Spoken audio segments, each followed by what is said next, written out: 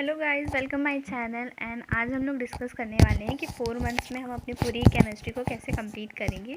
तो सबसे पहले मैं आपको बता दूं कि जो भी आपको पहले वीडियोस मिले हैं कंप्लीट सिलेबस की या फिर फिज़िक्स के लिए, केमिस्ट्री के लिए, बायोलॉजी के लिए, तो आप उन सारे वीडियोस को देख सकते हैं और अपने 4 मंथ्स में आप कैसे कंप्लीट करेंगे आप वो चीज़ फॉलो करें और डेफिनेटली आपका 4 मंथ में नीट क्रैक होगा अगर वो आप अच्छी तरह से फॉलो करते हैं तो।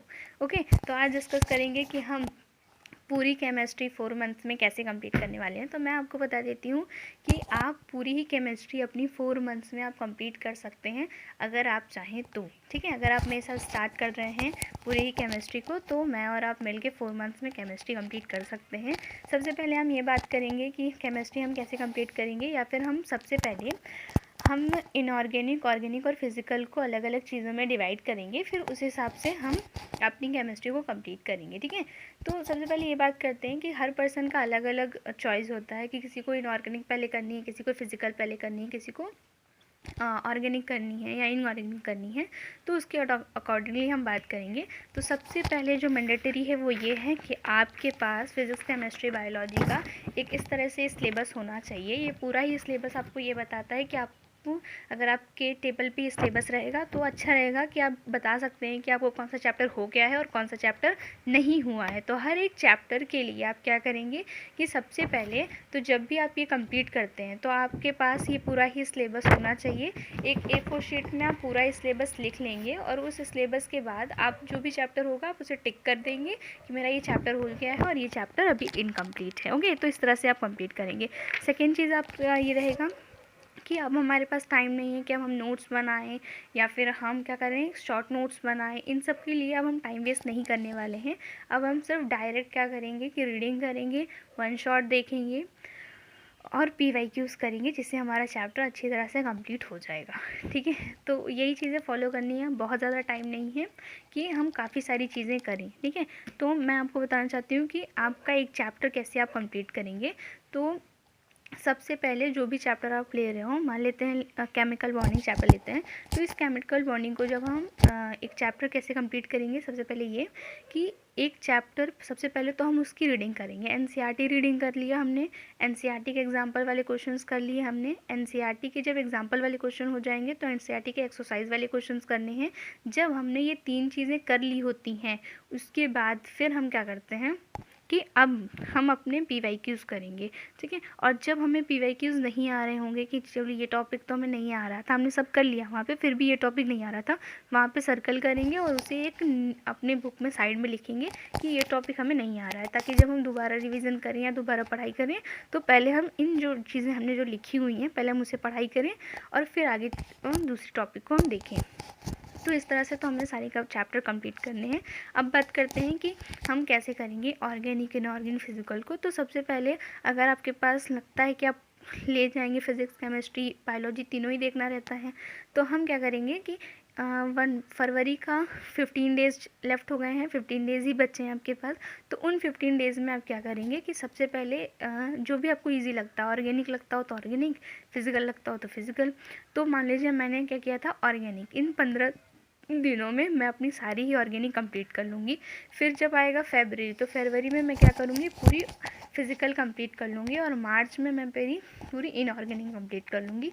अप्रैल 1 महीना बचेगा जिसमें मुझे सारे PYQ करने हैं और रिवीजन करना है, क्योंकि अगर आप PYQ और रिवीजन नहीं करते हैं तो लास्ट के वक्त जितना आपने पढ़ा रहता है उसका कोई फिर मतलब नहीं होता है। तो 1 मंथ तो आपके लिए पूरे आपको निकालने ही होंगे आपके रिवीजन करने के लिए, आपको PYQ करने के लिए। ठीक है, देन अब बात करते हैं आप कौन सा चैप्टर कितने डेज़ में कंप्लीट करेंगे।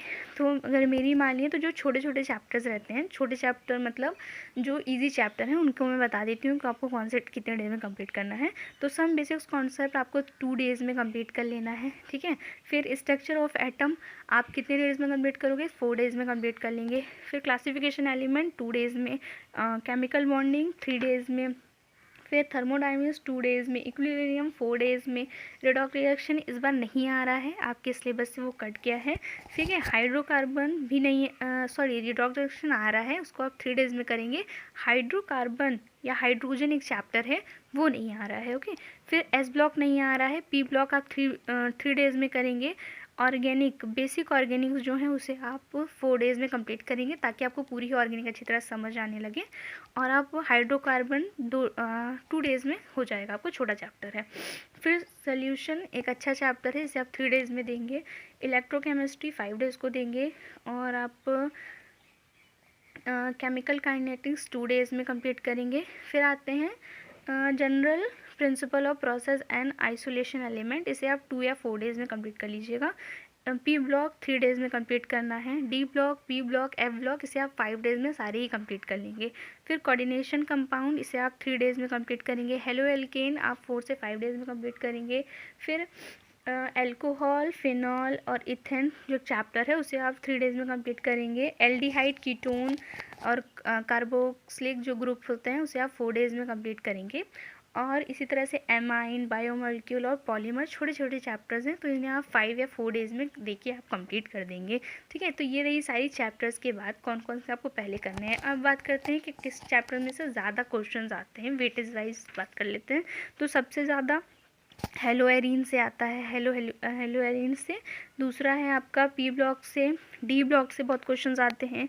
फिर आपको क्या करना है, थर्मोडायनेमिक्स आपको देखना है और केमिकल बॉन्डिंग देनी है, क्योंकि इन सब से बहुत ज़्यादा क्वेश्चंस हमारे नीट के एग्ज़ाम्स में आते हैं। अगर ये चैप्टर्स आप कर लेते हैं तो मे बी आप 100 मार्क्स का तो कर लेते हैं। ठीक है, अब बात करते हैं कि अगर आपको कोई डाउट है कि आपको कैसे कंप्लीट करना है, तो आप इस तरीके से आप नोट्स बनाएंगे। नोट्स बहुत ज़्यादा नहीं बनाना है, कॉपी फिल नहीं करनी है। एनसीईआरटी के जस्ट बगल में एनसीईआरटी रीड की, उसके बगल में ही आपको नोट्स बना लेने हैं और कुछ भी एक्स्ट्रा नहीं करना है। इस तरीके से आप देख सकते हैं, इस तरह से हमने नोट्स बनाए हैं अपने, और आप भी इसी तरीके से नोट्स अपने बनाएंगे। ठीक है, A4 शीट लीजिए, साइड में छोटी छोटी चीज़ें लिखिए ताकि आपको रिवीजन करने में बहुत ईजी हो जाए। तो ये हो गया। अब रही बात कि आप जो हर एक टॉपिक कंप्लीट करते हैं उसके जो क्वेश्चंस आते हैं वो क्वेश्चंस आप इस यहाँ से करेंगे। एनसीईआरटी फिंगर टिप्स है जो कि केमिस्ट्री के लिए है, तो आप इसे ले सकते हैं। इसमें चैप्टर वाइज आपको मिल जाएगा, और जो भी चैप्टर से आप कंप्लीट कर रहे हैं टॉपिक वाइज भी मिल जाएगा इसमें से। ठीक है, जैसा कि मैंने आपको रैंकर सीरीज़ दिखाई दी, उसे आप कंप्लीट करेंगे ही। तो रैंकर सीरीज़ भी बहुत इंपॉर्टेंट है, इसको आप जब कंप्लीट करते हैं क्वेश्चंस को, आप क्वेश्चन करने का तरीका, जब भी आप क्वेश्चंस करेंगे जो चीज़ें आपको आ रही होती हैं उसमें आप टिक कर दोगे ये टॉपिक एकदम क्लियर है, आ रहा है। जो नहीं आ रहा है उसे एक साइड में लिख लेंगे, ताकि जब आप दोबारा रिवाइज़ करें तो वो आपको चीज़ें जल्दी जल्दी समझ में आए। ठीक है, अब बात करते हैं कि ऑर्गेनिक इनऑर्गेनिक। या तो आप करिए ऐसा कि 1 मंथ में पूरी 11th कंप्लीट करिए, 1 मंथ में पूरी 12th कंप्लीट करिए। या तो आप ऐसा करिए कि पहले आपके अकॉर्डिंग कि आपको इनऑर्गेनिक आ रही है, ऑर्गेनिक आ रही है या फिजिकल आ रही है, जिस भी तरीके से आपको ठीक लगता है उस तरह से ये कंप्लीट कर सकते हैं। ठीक है, तो thank you so much watching for this video. Like, share and subscribe.